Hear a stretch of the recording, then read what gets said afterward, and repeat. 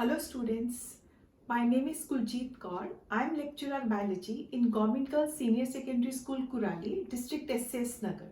Students, today we are going to start the next chapter of plant physiology, that is mineral nutrition. In this chapter we will study about the importance of minerals, their deficiency symptoms, their toxicity and how the minerals are absorbed. So let's Okay students, today we are going to start next chapter, that is mineral nutrition.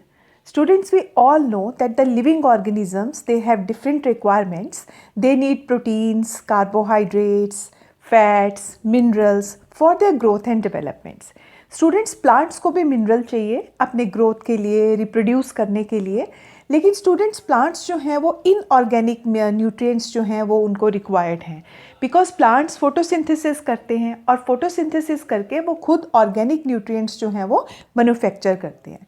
और ये जो nutrients हैं वो plant के growth के लिए बहुत ज़रूरी हैं, क्योंकि अगर प्लांट्स को न्यूट्रिएंट्स नहीं मिलेंगे तो उसमें बहुत सारी डेफिशिएंसीज हो जाएंगे और प्लांट का जो ग्रोथ है वो प्रॉपर नहीं होगा।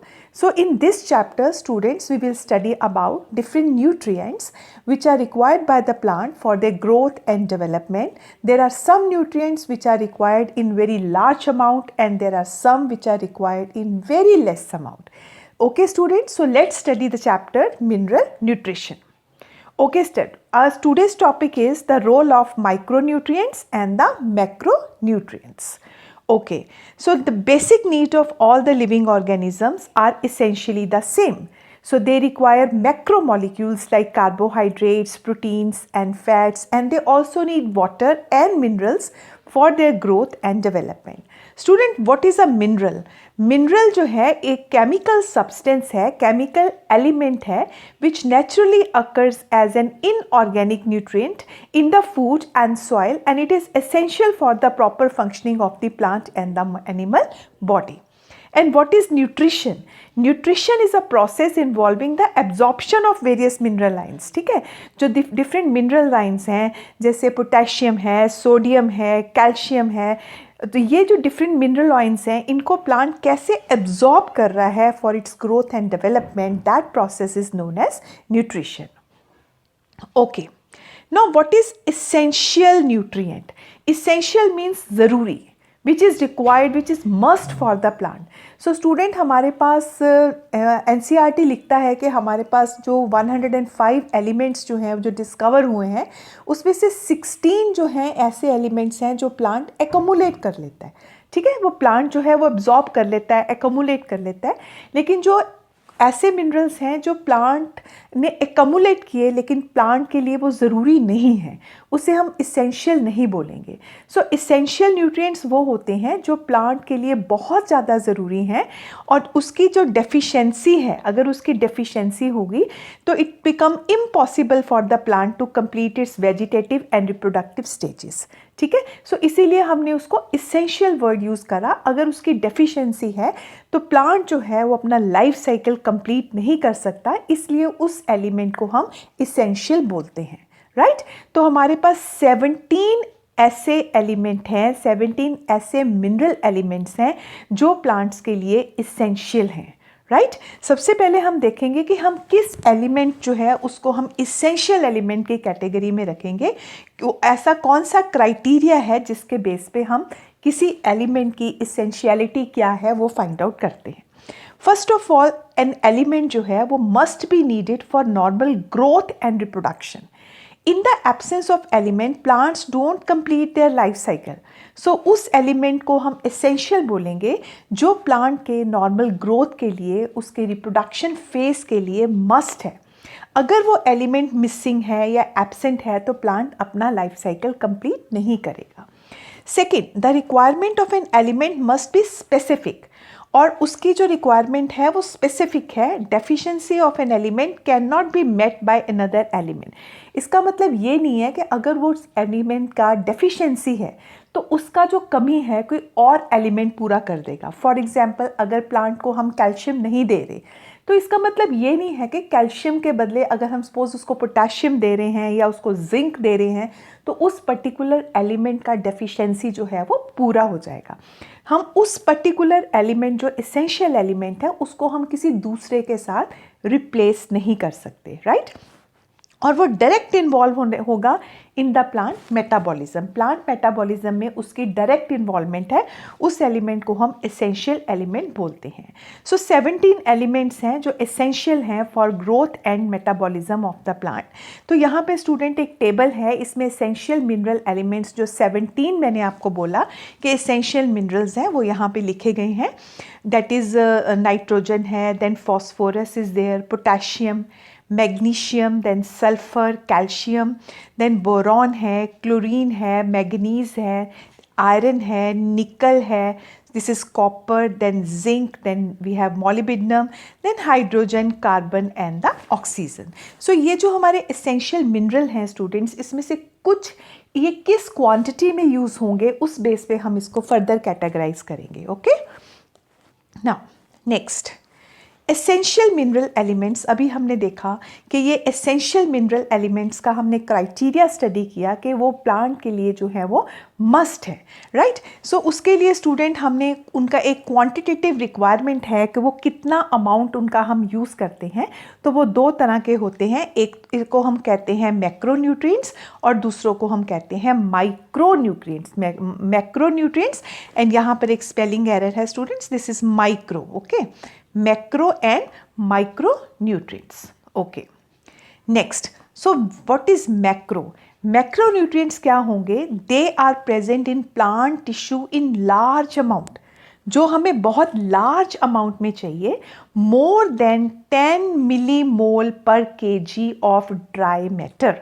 ठीक है, सो इसमें हमारे पास यहाँ पे मैंने एक उसको टेबल फॉर्म में लिखा है, जैसे आपका कार्बन है, हाइड्रोजन है, ऑक्सीजन है, nitrogen, phosphorus, sulphur, potassium, calcium and the last one is the magnesium, right students. So ये जो है हमारे पास 9 जो हैं, सो हमारे पास टोटल कितने थे? 17 एसेंशियल न्यूट्रिएंट्स थे।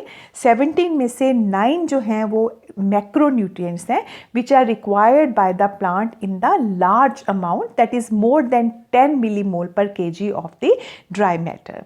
सो कार्बन, हाइड्रोजन और ऑक्सीजन जो हैं they are obtain from the CO2 and water. बाकी जो हैं जितने भी मैक्रोन्यूट्रिएंट्स हैं they are absorb from the soil as mineral nutrition. Next है माइक्रोन्यूट्रिएंट्स। सो माइक्रोन्यूट्रिएंट्स क्या है? माइक्रोन्यूट्रिएंट्स वो न्यूट्रिएंट्स हैं जो कि प्लांट्स को, दे आर एसेंशियल, ओके। कौन सी कैटेगरी में आ रहे हैं? मैक्रो एंड माइक्रो जो हैं वो दोनों एसेंशियल न्यूट्रिएंट्स की कैटेगरी में आते हैं, but they are required by the plant in a very small amount, that is only 10 millimole per KG of the dry matter. So इसमें हमारे पास क्या हैं? जैसे स्टूडेंट्स आयरन है, मैग्नीज है, ओके, कॉपर है, मॉलिब्डेनम है, जिंक है, बोरॉन है, क्लोरीन है एंड निकल है। सो ये हमारे पास क्या है स्टूडेंट्स? से 8 जो हैं वो क्या हैं? 8 एसेंशियल न्यूट्रिएंट्स हैं, but they come under the category of micronutrients because they are required in very small amount. So for higher plants there are some other elements also which are required, जैसे sodium है, cobalt है, selenium है and silicon. Okay, I think student this is clear to you what is essential nutrients, and under the essential nutrient there are 17 essential nutrients. So 17 essential nutrients को हमने micronutrients और macronutrients जो हैं उसमें हमने categorize किया. Now we have classification of essential elements on the basis of function. वो कौन सा function हमारी body में perform कर रहे हैं. For example students, on the basis of function essential elements को हमने 4 कैटेगरीज इसका बनाया है. फर्स्ट है component of biomolecules and structural elements हैं. वो स्ट्रक्चरल एलिमेंट हैं जैसे सेल वॉल है, सेल मेम्ब्रेन है, उसका पार्ट है, वो हमारे न्यूक्लिक एसिड्स का पार्ट है, राइट. सो वो उनको उनका इंपॉर्टेंट फंक्शन को देखते हुए अगर वो हमारा प्लांट बॉडी में वो एक structural part important role play कर रहे हैं, जैसे कार्बन है, हाइड्रोजन है, ऑक्सीजन है, नाइट्रोजन है. Then they are the components of energy related chemical compounds. जैसे हमारे पास एनर्जी सोर्स है ATP, that is adenosine triphosphate, तो फॉस्फोरस आ गया. सो फॉस्फोरस है, या क्लोरोफिल जो होता है उसमें मैग्नीशियम होती है. सो ये हमारे जो एनर्जी रिलेटेड केमिकल कंपाउंड्स हैं उसके कंपोनेंट्स हैं. Then number 3, elements that activate और इनहिबिट इंजाइम। सो किसी भी इंजाइम को उसके एक्शन को एक्टिवेट करने के लिए या किसी इंजाइम के एक्शन को स्टॉप करने के लिए, इनहिबिट करने के लिए भी ये न्यूट्रिएंट्स जो हैं वो यूज़ होते हैं। फॉर एग्जाम्पल मैग्नीशियम आइंस जो हैं वो एक्टिवेटर हैं for Rubisco and phosphoenol pyruvate carboxylase. Student, अभी हम नेक्स्ट चैप्टर में जब हम फोटोसिंथेसिस, रेस्पिरेशन पढ़ेंगे तो आपको रुबिस्को का रोल और फॉस्फोइनॉल पायरुवेट कार्बोक्सिलेज जो एंजाइम है उसका रोल आपको समझ आ जाएगा कि रुबिस्को कितना एक इम्पॉर्टेंट रोल प्ले कर रहा है। ठीक है, सो मैग्नीशियम आइंस क्या है, वो एक्टिवेट कर रहे हैं एंजाइम को अपने एक्शन के लिए। They are critical enzyme in the photosynthetic carbon fixation. Then zinc है, it is activator of alcohol dehydrogenase। जो नाइट्रोजन मेटाबॉलिज्म होता है तो उसमें भी जिंक जो है वो नाइट्रोजन मेटाबॉलिज्म में एक एक्टिवेटर का काम कर रहा है। Then elements that alter the osmotic potential of the cell, हमने अभी पढ़ा स्टोमेटा का जो ओपनिंग है एंड क्लोजिंग है that is controlled by the potassium. So ऐसे मिनरल्स जो कि ऑल्टर करते हैं osmotic potential of the cell, for example opening and closing of the stomata. So this is the classification of the essential elements on the basis of different functions that they are performing in the plant body. Okay students, now we will study about some important macronutrients as well as micronutrients, like what is their function and what important role they are playing in the plant body and what are the important function and what are the deficiency symptoms। अगर उनकी deficiency हो जाएगा plant में तो वो plant जो है वो किस तरह से उसको plant को उसका नुकसान होगा। Students, हमारे पास एक टेक्निक है जिसको हम बोलते हैं हाइड्रोपोनिक्स। उस टेक्निक के बारे में हम नेक्स्ट लेक्चर में डिटेल में मैं आपको पढ़ाऊंगी। एक्चुअली हाइड्रोपोनिक्स एक टेक्निक है जिसमें हम प्लांट्स को ग्रो करते हैं विदाउट सॉइल, राइट, क्योंकि सॉइल जो होता है उसमें मिक्सचर होते हैं एलिमेंट्स का, लेकिन हाइड्रोपोनिक्स जो टेक्निक है उसमें हम क्या करते हैं, वाटर सॉइललेस कल्चर करते हैं प्लांट्स का। तो हम प्योरीफाइड वाटर लेते हैं उसमें और उसमें हम अपने मिनरल्स को कंट्रोल करके कि कौन सा मिनरल हम उसमें यूज़ करें और कौन सा मिनरल हम नहीं यूज़ करें, तो उस तरह से हम प्लांट जो है उसमें जब ग्रो करते हैं तो उससे हमें पता चल जाता है कि किस पर्टिकुलर मिनरल की डेफिशिएंसी से प्लांट जो है वो कैसे सिम्टम शो करता है या कौन सा मिनरल जो है वो एसेंशियल है। सो इस हाइड्रोपोनिक्स टेक्निक्स जो है इसके बारे में हम नेक्स्ट लेक्चर में हम डिटेल में पढ़ेंगे। तो स्टूडेंट, सबसे पहले हमने देखा जो हमारे हम मैक्रोन्यूट्रिएंट्स के बारे में पढ़ेंगे। सो मैक्रोन्यूट्रिएंट्स जो हैं सबसे पहले हम नाइट्रोजन के बारे में पढ़ेंगे। नाइट्रोजन जो है it is required by the plant in the greatest amount, क्योंकि नाइट्रोजन क्या है, एक मैक्रोन्यूट्रिएंट है।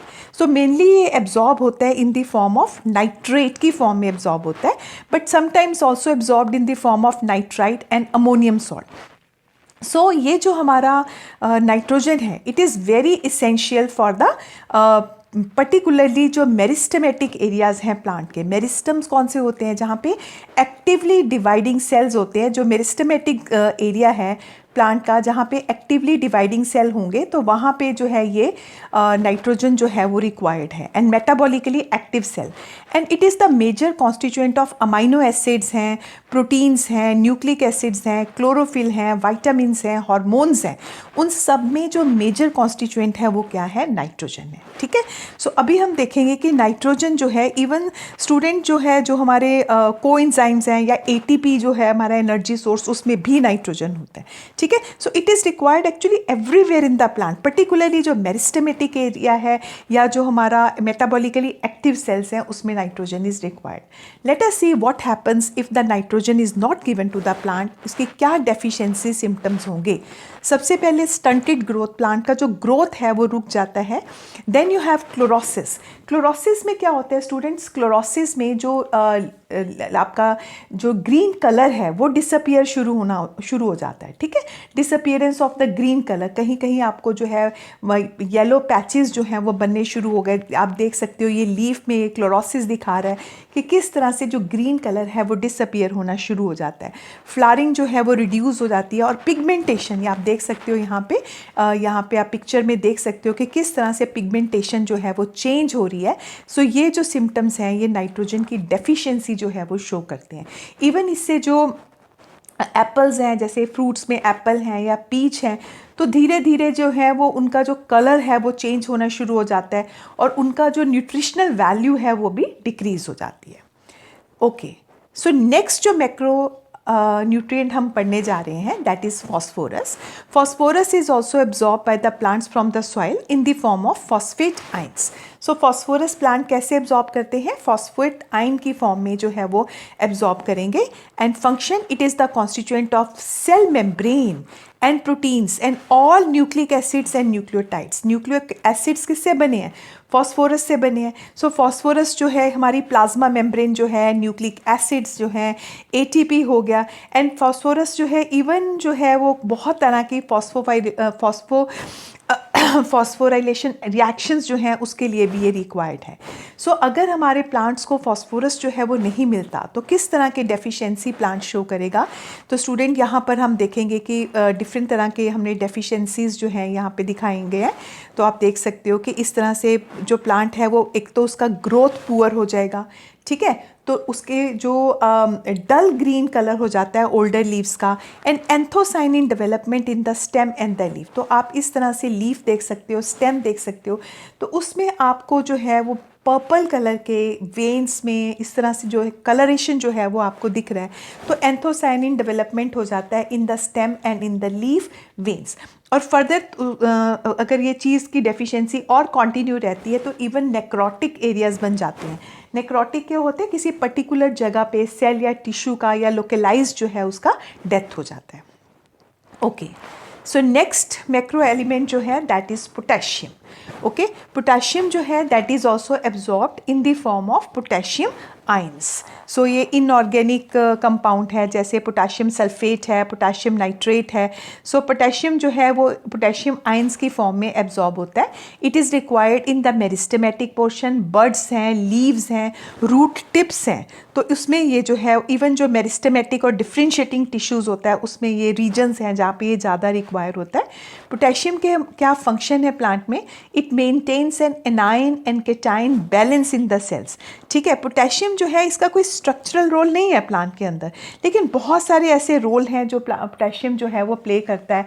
पोटेशियम जो है वो अपना एनाइंस केटाइंस के बैलेंस को मेंटेन कर रहा है. प्रोटीन सिंथेसिस में opening and closing of stomata भी हमने देखा. एंजाइम्स जो हैं वेरियस एंजाइमेटिक पाथवेज के लिए एंजाइम्स को एक्टिवेट करता है और सेल का जो टर्जिडिटी है उसको मेंटेन करने में हेल्प करता है. पोटेशियम स्टूडेंट्स जो है opening and closing of stomata मैंने अभी आपको बताया, ठीक है, तो it is responsible for maintenance of turgidity of the cell.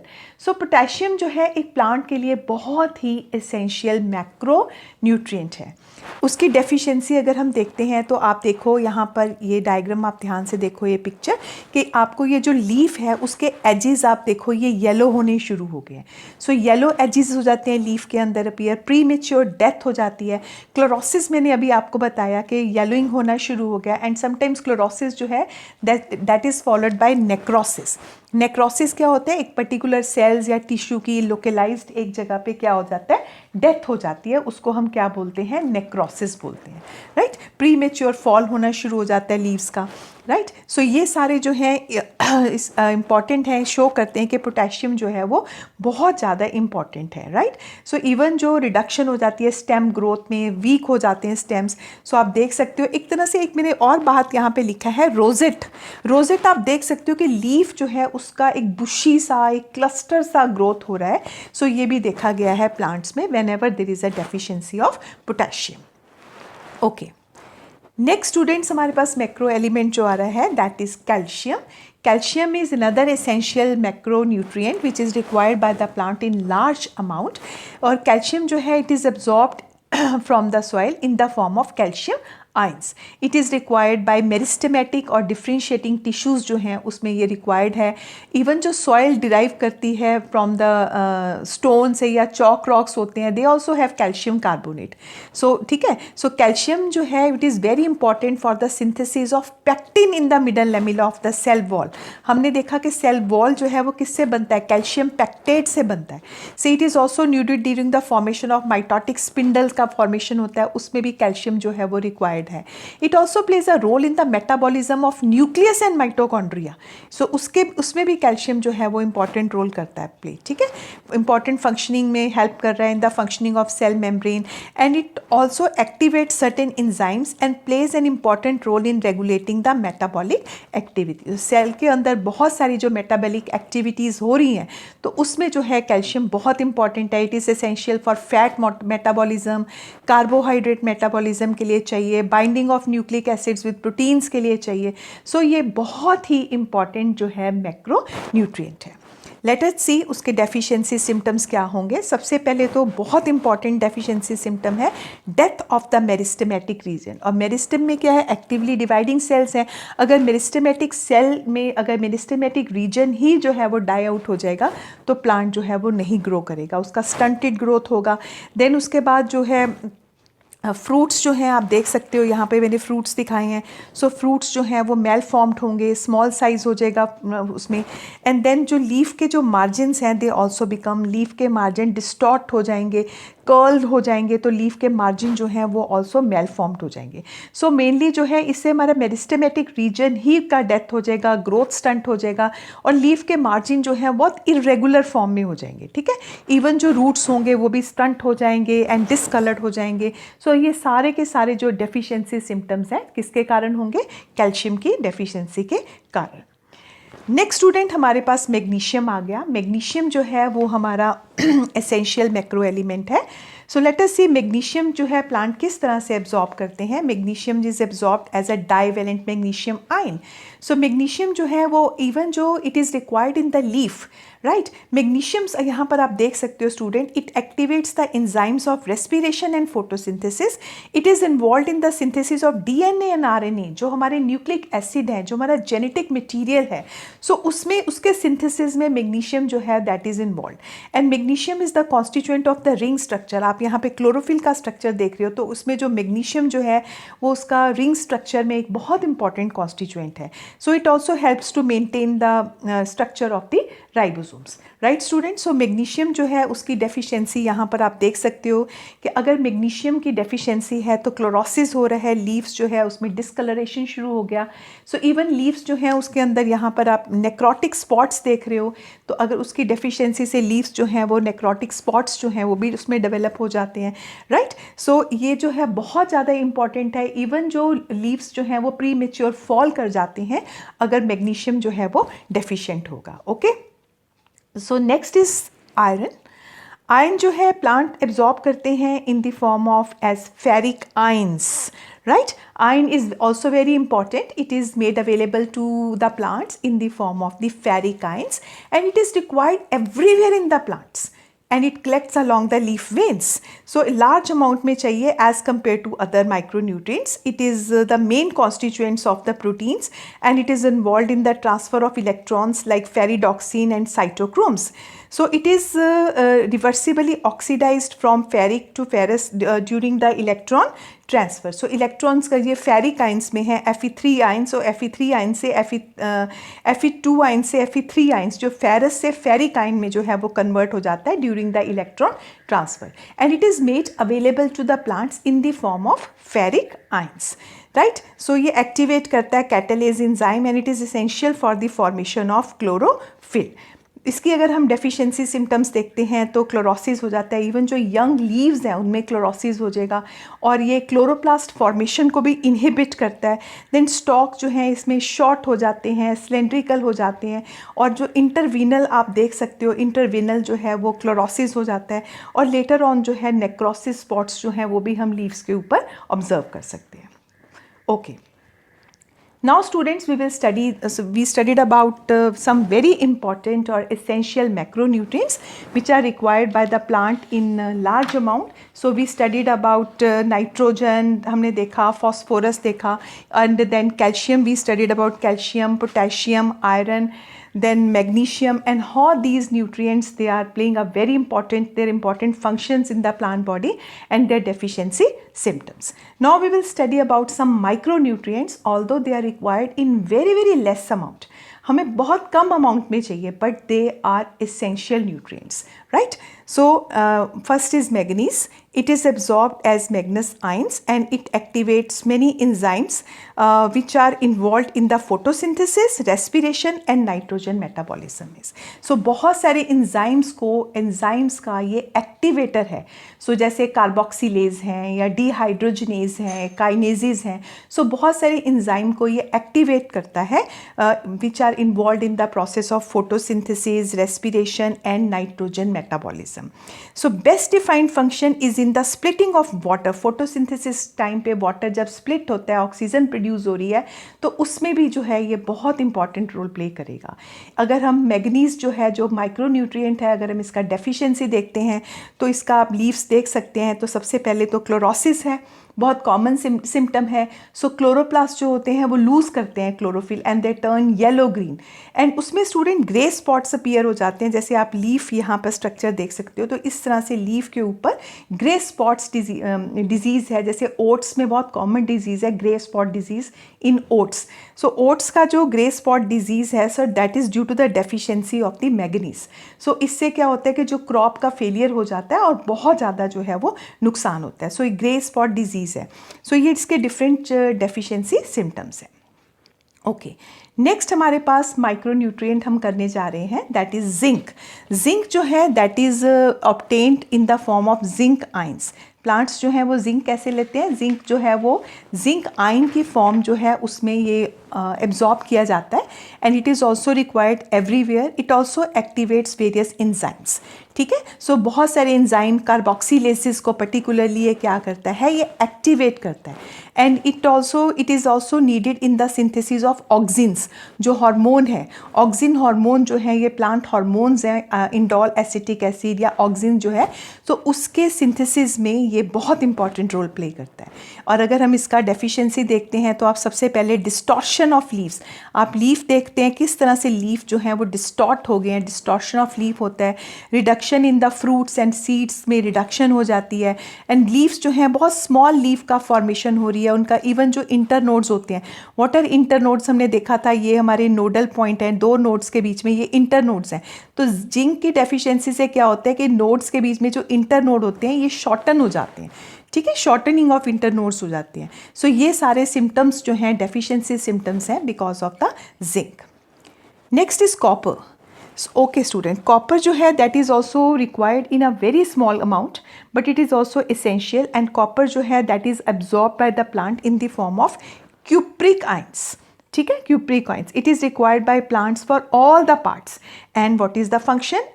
इस जैसे हमने जिंक का देखा, कॉपर जो है it also activates many enzymes. सबसे पहले एंजाइम्स का एक्टिवेटर है और एसेंशियल है for the overall metabolism in the plants. तो ये बहुत सारे एंजाइम्स को एक्टिवेट करता है. जैसे स्टूडेंट्स आपका like iron, it is associated with some enzymes in redox reaction and reversibly oxidised from the आपका ये जो है कॉपर आइंस जो है या क्यूप्रिक फॉर्म से ये ऑक्सीडाइज हो जाता है. Right, so it is available in the cupric, copper से ये क्यूप्रिक आइंस फॉर्म में जो है वो ऑक्सीडाइज होता है. सो एक्टिवेट करता है बहुत सारे enzymes, and it is the component of जैसे एस्कॉर्बिक एसिड ऑक्सीडेज है, और इवन जो प्लास्टोसाइनिन है, सो फोटोफॉस्फोरिलेशन रिएक्शन में भी बहुत इंपॉर्टेंट रोल प्ले करता है. इवन कॉपर जो है वो कार्बोहाइड्रेट नाइट्रोजन बैलेंस जो है उसको मेंटेन करता है. तो यहाँ पर पिक्चर्स में आप इसके डेफिशिएंसी सिम्टम्स देख सकते हो. तो लीव्स जो हैं वो क्लोरोसिस दिखा रहे हैं. ठीक है, और एंड ये यहाँ पे आप नेक्रोटिक स्पॉट्स देख रहे हैं because of the deficiency of the copper. Then उसके बाद it also causes a disease, this is known as exanthema. तो इसमें एक्सेंथीमा में क्या होता है कि जो ट्रीज़ होते हैं उसकी जो बार्क है वहाँ से गमी सब्सटेंस जो है वो निकलना शुरू हो जाता है. तो it yields gums on the bark. Right, so इसमें इवन जो कार्बन डाइऑक्साइड एब्जॉर्प्शन है प्लांट्स का वो भी डिक्रीज हो जाता है if the tree is deficient in the copper. So copper is a micronutrient required in a very small amount, but it is a very important और you can say essential micronutrient. Okay, next is the molybdenum. Molybdenum जो है student, ये आपका plant obtain करते हैं इसको as molybdate ions की form में। ये जो है वो एब्जॉर्ब होता है molybdenum in the form of molybdate ions, and it is found relatively in higher concentration in the mineral oil and in the coal ashes. सो ये कंपोनेंट है बहुत सारे इंजाइम्स का, जैसे नाइट्रोजिनेज हैं या नाइट्रेट रिडक्टेज हैं। सो दीज इंजाइम्स जो हैं वो पार्टिसिपेट करते हैं इन द नाइट्रोजन मेटाबॉलिज्म। ठीक है, सो पर्टिकुलरली जो मॉलिबिडिनम है वो नाइट्रेट रिडक्शन में और नाइट्रोजन फिक्सेशन में जो है वो हेल्प करता है। तो इसका जो अगर इसका डेफिशिएंसी हो जाती है प्लांट्स में पर्टिकुलरली, तो पर्टिकुलरली इन द प्लांट्स जिनके सिम्बियोटिक नाइट्रोजन फिक्सेशन है, तो it results in the reduced organic nitrogen content, right. So इसका डेफिशिएंसी सिम्टम्स आप देख सकते हो, इवन विल्टिंग हो रहा है, मार्जिनल विल्टिंग हो जाता है। लीफ में आप लीफ के मार्जिन देखते हो, लीफ के मार्जिन जो है किस तरह से मार्जिनल विल्टिंग जो है वो शो कर रहे हैं। प्लांट का जो ग्रोथ है उसमें रिटार्डेशन हो जाती है।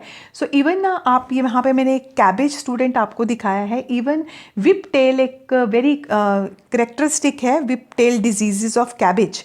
तो इसमें जो है ये मॉलिबिडिनम डेफिशिएंसी के कारण होती है कैबेज और रिलेटेड प्लांट्स में।